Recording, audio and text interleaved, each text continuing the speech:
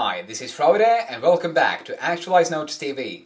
Today you'll learn how to actually make your habits last without relying on strategies like getting motivated or just doing it all. And please tell me if there's something you see that I could have done better in this video so I can improve until the next time. The awesome habit building strategies come from the book The Mini Habits by Stephen Guise. Mini Habits, subtitle, Smaller Habits, Bigger Results. Stephen Guise is just an admirable human being, and he goes really deep into the science about why mini habits work, which is one of the reasons that I really love it. And he is an author of How to Be an Imperfectionist, and he hangs out at stephenguise.com. I read this book about 3 times, and after the first time I read it, I established the mini habits of jogging for 1 minute and saying hello to a stranger each day. And at first I thought to myself that it felt pretty stupid, because how could this become a habit? But now, 8 months later, I am jogging or exercising for 20 minutes every single day, and I automatically say hello to strangers, which have got me to know a lot more interesting people.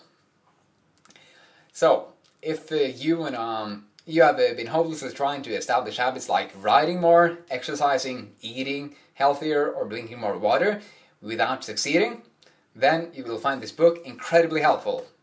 I sure did. Now let's jump into the first big idea. Stupid small. Stephen says that a mini habit is a habit that's a much smaller version of a normal habit. It's so small that there's no way you cannot do it if you're still breathing small. It's stupid small. For example, let's say you want to work out for 30 minutes. How about doing 1 push-up? Or if you want to write 3,000 words a day, how about 50 words? This is really the #1 rule of mini habits. Make them so small that you literally can't fail. They should take about 1 minute or less to perform. And one of the reasons that mini habits work so well is that doing any behavior every single day for a long period of time forms that habit into your mind. Literally, it makes it a lot easier to continue doing that habit. But of course, we have to do it every single day. And that's why you need to make it stupid small. So right now, think about the #1 habit you would like to install, something that you would like to do for the rest of your life. For example, if you want to be an author, you can write 50 words each day. If you want to be healthier, you can do 1 push-up each day and eat 1 bite of a healthy meal each day. What is that for you? And another thing you need to remember about mini habits is that if you perform your minimum requirement of 50 words or 1 push-up, your day is a success. You're not allowed to feel guilty if you perform your mini habit. Remember, our brain needs the repetition to form a habit out of it. And that takes a lot of days. Which brings us to the next big idea. Does it take 21 or 30 days to form a habit? Stephen says it does not take 21 or 30 days. Because this is really a myth that many people have started believing. Probably because the plastic surgeon Maxwell Maltz found out that people who had lost a limb, amputees that had lost a limb, took 21 days to get used to it. But getting used to the loss of a limb and drinking more water or exercising more are pretty different experiences, Stephen would say. And he presents a study where people were told to choose an eating, drinking, or activity behavior that they would perform every single day in the same context, for example after breakfast, for 12 weeks. And what they found out was that the average number of days it took to form an automatic habit was 66 days. But the number varied wildly. Some people took 18 days, and some people took 254 days. And yeah, but that are the bad news. But the good news are that habits aren't snap on, snap off. It's a lot easier doing your 66th day than doing your first and second and third day if you have been doing your habit for 65 days. Stephen likes it to riding up a steep incline, which flattens out and then goes down.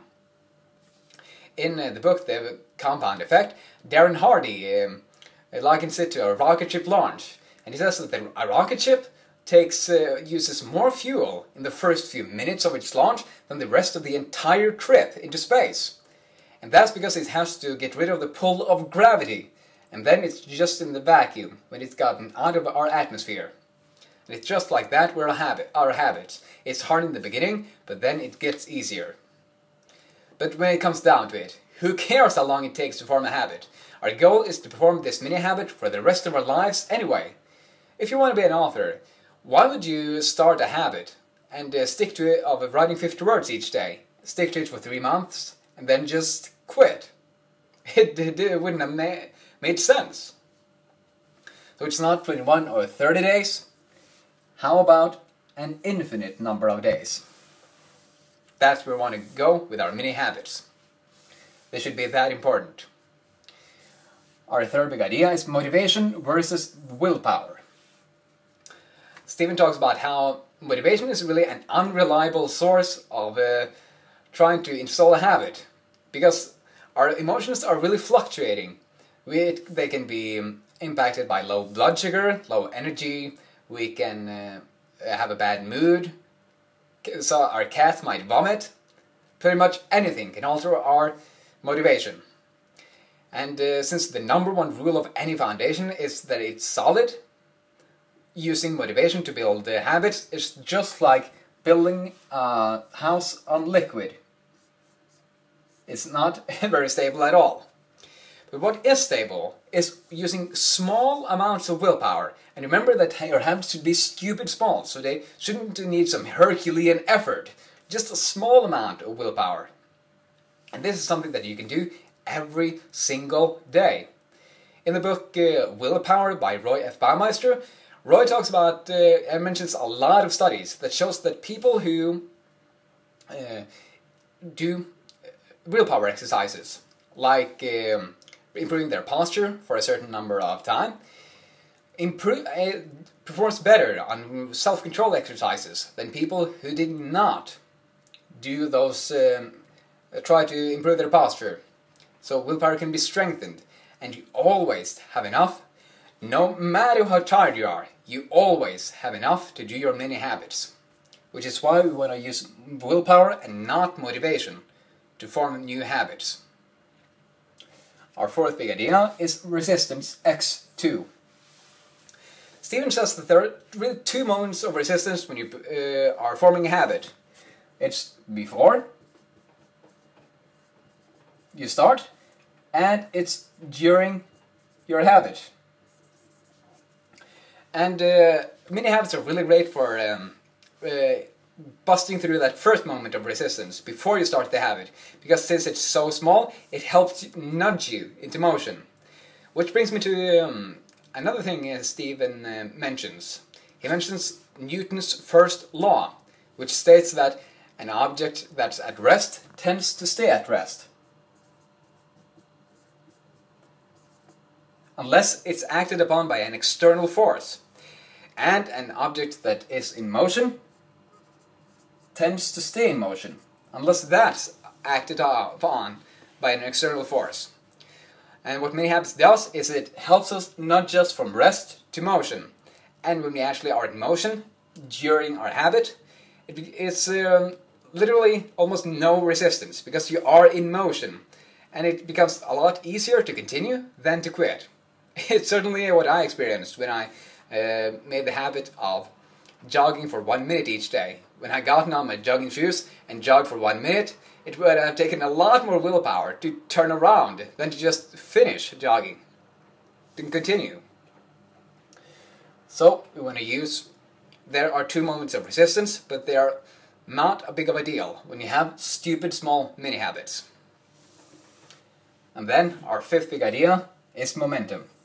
I really love this one. In Derek Siver's TED Talk, he shares a video of one man dancing alone in the rain. He looks pretty silly, this man, dancing wildly at some music. Then, after a few seconds, another person joins him and starts dancing. And then another person joins. And after a few seconds again, another person joins them. And when the group has reached 10 people, a huge crowd rushes in to start dancing. And now dozens of people are dancing wildly in the rain. It must have been quite the spectacle. And how did it all start? With one man dancing. And that's just how your mini habits work, and any habit. Oh, it rains. Yeah, any mini habit, sorry.